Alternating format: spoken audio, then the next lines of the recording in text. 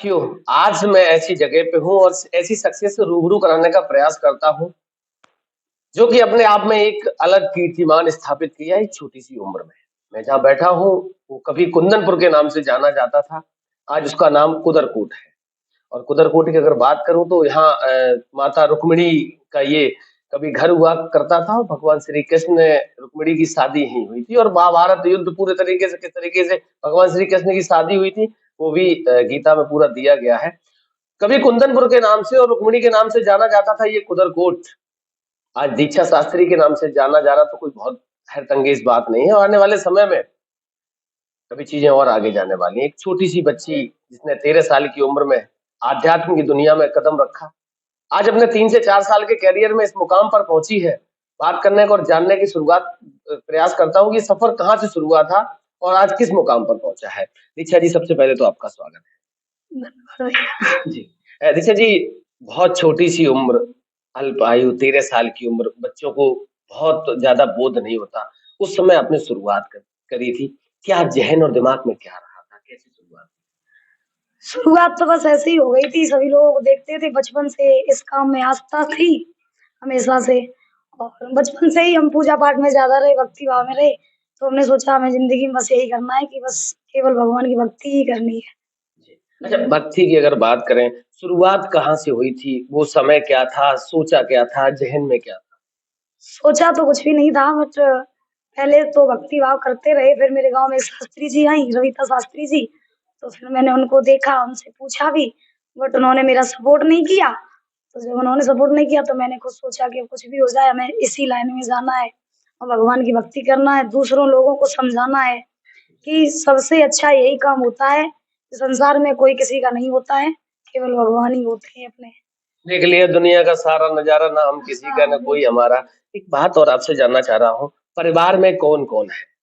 हमारे परिवार तो वैसे हमारा काफ़ी बड़ा है, लेकिन हम मम्मी-पापा और हम 3 भाई-बहन हैं। जी। जी। आप सबसे बड़े? हाँ जी, हम ही सबसे बड़े हैं। जी। अच्छा रविता शास्त्री की कथा आपके गाँव में हुई थी, एक वाकया मुझे सुनने को मिला, वो कहाँ तक सत्य है? आपने मंच पे मौका माँगा था, वहाँ क्या घटनाक्रम हुआ था? नहीं, नहीं मतलब हम क्या उनके बात क्या थी? ऐसा हुआ कि जब कोई मेरे यहाँ कथा कहने के लिए आते थे, जो शास्त्री लोग तो हम उनको देखते थे तो मेरे अंदर मतलब उत्सुकता बढ़ती थी कि हमें भी यही काम करना है। घर परिवार को बोलते भी थे कि हमें ये काम करना है बट घर वाले बोलते थे नहीं, नहीं पढ़ाई करो, इसमें मत जाओ। किसी ने सपोर्ट नहीं किया तो जब शास्त्री जी आई मेरे यहाँ पर, तो मैंने उनसे कहा भी कि मुझे सिखा दो।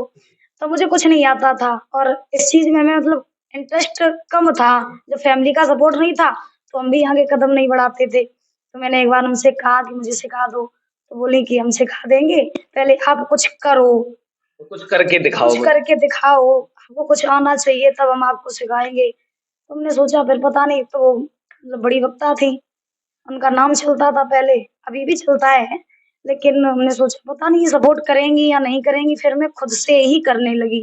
फैमिली वालों ने मुझे बहुत रोका, ऐसा मत करो, ना जाओ इस लाइन में, लेकिन मैंने किसी की नहीं सुनी। जी। अच्छा सुनने को मुझे ये भी मिला कि आपने मंच पे प्रयास करा, तो वहाँ कुछ आपको वहीं से वो बात टीस कर गई कि नहीं, आज इन्होंने मुझे मौका नहीं दिया और एक समय वो आएगा कि ये लोग मुझे सर्च करेंगे। ऐसा तो था बट वो पूरी तो पूरी बात दूसरी बात बताओ आप थी। मुझे तो पूरी घटना जानकारी है, पूरी बात क्या थी? ऐसा हुआ कि मेरे गाँव में भागवत हुई रविता शास्त्री जी की, एक लोगों ने करवाई थी। तो यही छठवां दिन था कथा का, तो हमने मतलब हम गए रविता शास्त्री जी के पास, तो मैंने उनसे बोला कि आप ऐसा करो कि कृष्ण और शायद 7वां दिन था, तो मैंने उनसे कहा कि मुझे कृष्ण बना दो, शादी रुक्मिणी और कृष्ण की शादी होती है, तो हमने कहा मुझे कृष्ण बना दो। उन्होंने कहा ठीक है बना देंगे। तो जब उन्होंने कहा कि बना देंगे तो एक लड़की थी मेरे पड़ोस की, वो भी ये बात सुन रही थी। जब वो सुन रही थी तो हमने पूरी तैयारी कर ली कि हाँ, हम कृष्ण बनेंगे, लेकिन तब तक वो लड़की बन गई। तो उसने मुझे बनने नहीं दिया, फिर मुझे बहुत बुरा लगा। तो जब बुरा लगा तो हमने फिर उससे कुछ नहीं कहा, फिर हम गए पंडाल में बैठ गए, कथा सुनने लगे।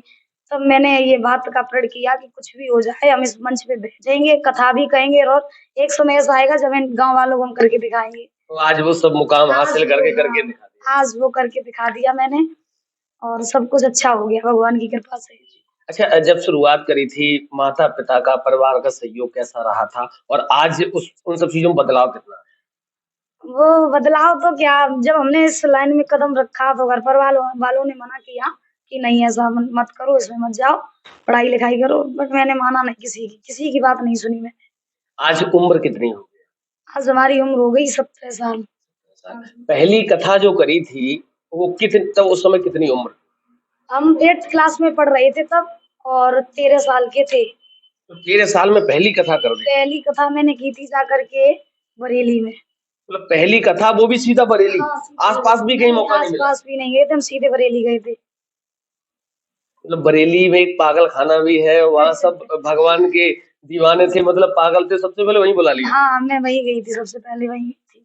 अच्छा, अभी तक जो 4 साल का पूरा आपका टेन्योर रहा या समय रहा, वो कैसा रहा और अभी तक कितनी कथाएं हुई? कथाएं तो बहुत हो चुकी हैं, हमें याद भी नहीं है कितनी हो गई हैं, बट भगवान की कृपा से जितना भी हुआ सब कुछ अच्छा हुआ।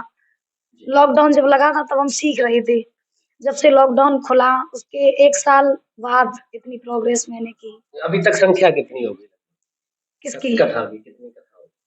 कथा की तो कम से कम 100 तो हो ही गई होंगी। 100 कथा कर दी 3 साल में? हाँ, कर चुके हम। अच्छा थोड़ी कम भी हो सकती है, बट कथा हमने बहुत कर चुकी है कथा। जी। अच्छा 6 महीने लगभग मुझे जैसा मालूम है लगभग 6 महीने पहले एक आपका गाना वायरल होता है हाँ जी। और वो गाने ने आपकी शायद मुझे मेरा ये मानना है कि पूरी दुनिया ही बदल गई उस गाने से। हाँ, बिल्कुल, जब से वो गाना वायरल हुआ है तब से और लोग जानने लगे हैं और नाम भी ज़्यादा हो गया है। तो हम तो ये कहते हैं कि जो कुछ हुआ गुरु की कृपा से, भगवान की कृपा से हुआ, बट जो हुआ अच्छा हुआ। अच्छा, जब वो गाना गाया था उस समय कथा आपकी कहाँ चल रही थी, कहाँ पे थी? कथा हमारी चल रही थी कन्नौज में। गाँव का नाम तो नहीं पता है, बट कन्नौज में चल रही थी कथा। तो ये गाना मैंने 1 साल पहले गाया था मंच पे ही, तो बस ये वायरल हो गया, अभी वायरल हुआ 4-5 नहीं, महीने। गाया तो आपने 1 साल पहले था, वो 6 महीने पहले लोगों के पास पहुंचा और एकदम दीक्षा शास्त्री नीचे से एकदम अर्श पे चली गई। हाँ जी, हाँ जी। अच्छा, जब वो गाना गाया था कुछ याद है उस समय दिमाग और दिल में क्या चल रहा? कुछ भी नहीं चल रहा था, वैसे ऐसे गाने मैंने गाए तो नहीं है, लेकिन वो गाना एक शास्त्री जी थी उन्होंने गाया था, लेकिन उन्होंने दूसरी तरीके से गाया। तो और हमने जब वो गाना सुना तो हमने दूसरी तरीके से गाया। तो जब मैंने ये गाना गाया तो थोड़ा अच्छा नहीं लग रहा था, क्योंकि उसमें थे कोई प्यार भूल के मत करना, ये पूरी बीमारी है। लेकिन लोगों को पसंद तो आया, लेकिन मैंने भक्ति के हिसाब से वो गाना गाया, भक्ति के भाव से वो गाना गाया। देखिए, गाना कैसा भी हो बट भाव अच्छा होना चाहिए, होता है ना? जी। तो भाव अच्छा होना चाहिए, तो मैंने उसी भाव से, कृष्ण की भक्ति के भाव से मैंने वो गाना गाया।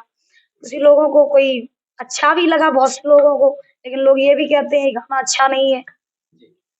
आपने आपने गाना गाया कि कोई प्यार भूल के मत करना, ये इसकी पूरी हाँ बीमारी जी। है। और बीमारी की अगर बात करूं तो आपके कुंदनपुर में ही पूरा महाभारत हुआ था।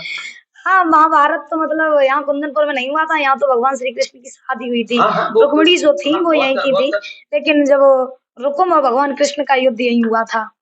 हाँ जी। अच्छा अब आगे का क्या? आपने जैसे देखा कि बहुत सारे कलाकार हैं, बहुत सारे कथाएं करते हैं, भागवत करते हैं, मंच पे अश्लीलताएं फैलाते हैं। हाँ जी। आपसे क्या उम्मीद रखी जाए आने वाले समय में? बहुत सारे कलाकार हैं देश में, आपने देखा व्यास गद्दी पे बैठ के किस तरीके की अश्लीलताएं करते हैं। आपसे क्या उम्मीद रखी जाए आने वाले समय अब देखो, जिसके जैसे विचार होते हैं, हम उनके विचारों को तो नहीं बदल सकते हैं। जिसका जैसा भाव, जिसका जैसा कैरेक्टर, देखो तो वो वही करेंगे, कितना भी समझाओ नहीं मानेंगे। बट मेरा क्या है कि हमें तो बस कृष्ण की भक्ति में ही रहना है, और जैसा हम आज कर रहे हैं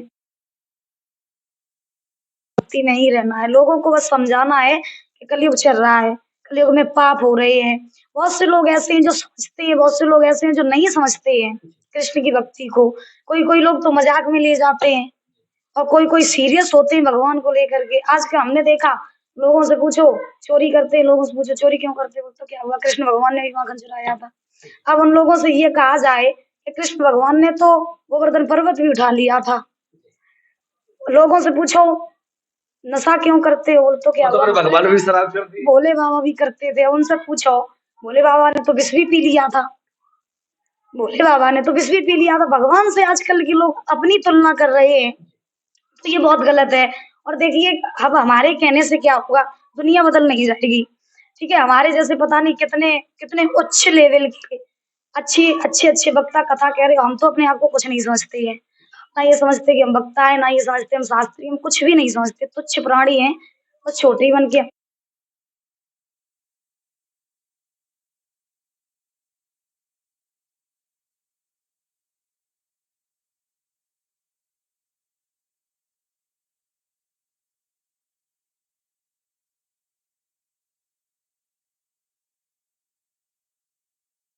है कि भगवान है, लेकिन इतना हो सकता है, अगर हो सके तो भगवान को समझना सीखो, उनके चरित्र को समझना सीखो।